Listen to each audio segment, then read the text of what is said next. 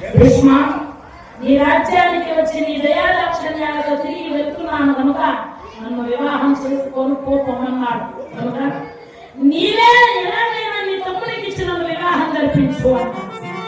అమ్మా, మనసు ఒక చోట మనువు ఒక చోట ఉండడం ధర్మం కాదు కాబట్టి దయచేసి వెళ్ళి వెళ్ళిపో అన్నాడు.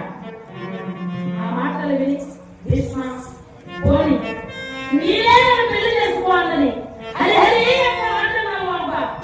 తండ్రి గారి కోసమని ఆజన్మాంతో బ్రహ్మచారిగా ఉంటానని ప్రతిజ్ఞ చేసినటువంటి నేను వివాహం చేసుకోవడం అదేవిధంగా నా రాజ్యంలో నుంచి వెళ్ళిపో. నిన్ను సాగుల దగ్గర పంపించడంతో నా యొక్క బాధ్యత తీరిపోయింది అన్నాను. అనగానే ఆమె ఎంతగానో బాధపడుతూ, భీష్మ, నీ కారణముగా అటు సాగునికి కాక ఇటు నీ తమ్ముడికి కాక ఉభయ భ్రష్టనైపోయాను. నిన్ను ఓడకనే వదిలిపెట్టను, ఎలాగైనా సాధించా తీరుతానని చెప్పి వదిలి అరణ్యానికి వచ్చేసింది. ఆ ఘోరారణ్యములో ఎన్ననక వాదనక అనేక విధాల అలవటిస్తూ